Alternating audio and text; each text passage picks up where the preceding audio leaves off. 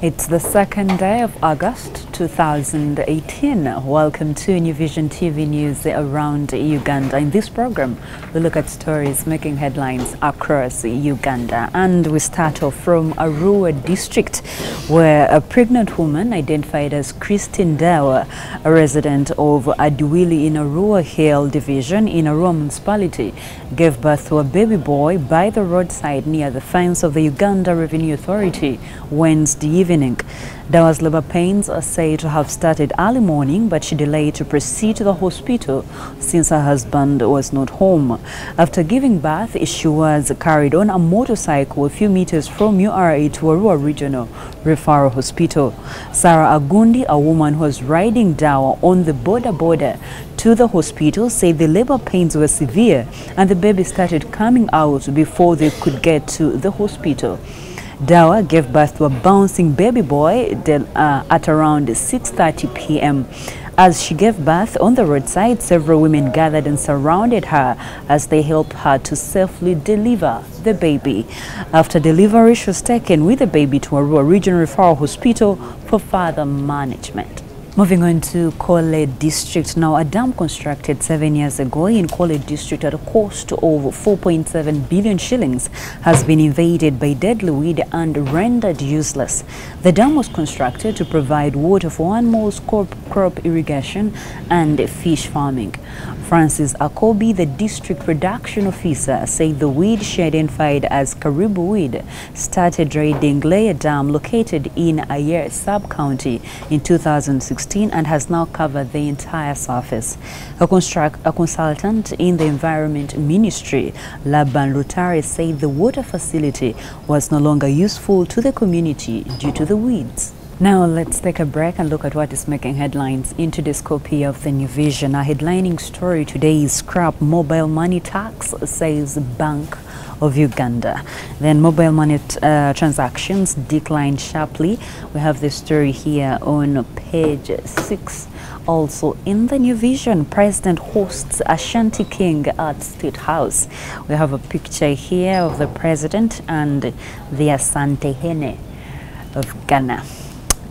It's a beautiful picture. You should get a copy of the New Vision and see how it looks like. Moving on, more stories. Police nab taxi robbery suspects and then minister to first tribunal. KCCA declares war on smoking. We have all those stories in details in today's copy of the New Vision. Now, moving on, more stories. We have Canadian claims NSSF Temangalo land. An interesting story you should read there. And then flying squad snubs 2 over robberies. It is another story here in detail. And UPDF retires 100s in Mbarara. We have a picture here of UPDF officers marching. Yeah, the story is also here in detail. So grab your copy of the New Vision and get these stories as they are. Okay, every Thursday we have 2 pullouts. We have the business tender and also Motomat. Business tender, which is Business Vision, says speculators killing the mining sector. Stories right here. We also have in marketing and then personal finance, taxation. Everything is right here in the Business Vision. Figuring out the human resource role. Some of the things you should read from the Business Vision when you buy a copy of the New Vision. And in Motomat says police target thieves in traffic and then car keys no longer secure. That is a story you should read in the Motomat pullout. Now, moving on to the sports docket. Sports docket says full house, and then she cranes at peace, and also Okelo Malinga for KAVC Open. Okay, that is a story. Those are some of the stories from the sports docket that you should read and get to know what is really happening in the sports sector. As I always tell you, the copy of the New Vision is only 2,000 shillings, and we are proudly the leading daily.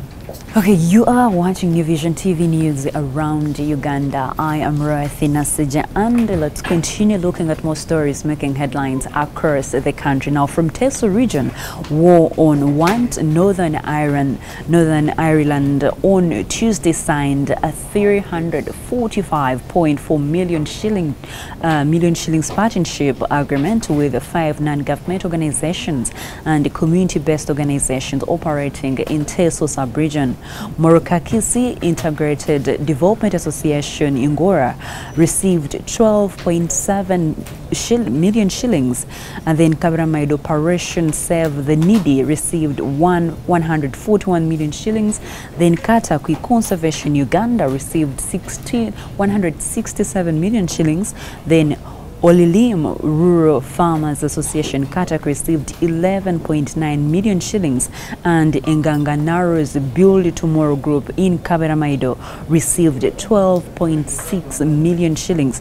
Now, the Irish Aid funded partners will use the funds they received for implementing and strengthening livelihood, nutrition and climate resilience projects for the period of 1 year starting on August 1st in this year and to July 31st next year. Esther Aino, the program manager, War on Want Northern Ireland, said that the partners will implement both on-farm and off-farm activities. Finally, from Jinja, Jinja district councillors have clashed with the LC5 chairperson Titus Kisambira over the proposed relocation of the headquarters to Kagoma County. Trouble started when Alex Batemugisha, the chairperson of the Works Committee, represented the committee's report recommending that the district seat remains at Busoga Square. However, during the same meeting on Monday, Kisambira, who almost exchanged blows with Bate and Juliet Mutesa, the Finance Committee chairperson, argued that it was illegal to stay in Jinja municipality, which would soon be elevated to a city. Kisambira's position was supported by his vice chairperson, Florence Asio, who argued that the resolution was passed during the era of former LC5 chairperson Frederick Gume in 2007. However, Saida Maka said they were not bound by decisions made in the past. Mutesi argued that relocation of the headquarters would require transferring the financial management system, whose installation costs 300 million shillings. Jalia Kito, who represents the elderly, said once they leave the current premises, they will be creating room for their cell. The Jinja Chief Administrative Officer, William Kanyesije, had previously revealed that the Uganda Land Commission had offered the district the current structures with the land title in the district's names. However, Kanyesije said it was an error by the Works Committee to come up with a parallel resolution, yet there was a standing one in place. And that's all we had for you. Thank you for watching. Be sure to catch more news updates and other programs here on New Vision TV by visiting our website www.newvision.co.ug/video. You can also follow us on our other social media platforms. Twitter is @NewVisionWire, Instagram is @NewVisionWire, our YouTube channel is New Vision TV. And you can also follow me on my Twitter handle, which is @Nash2J. See you next time. Thank you for watching.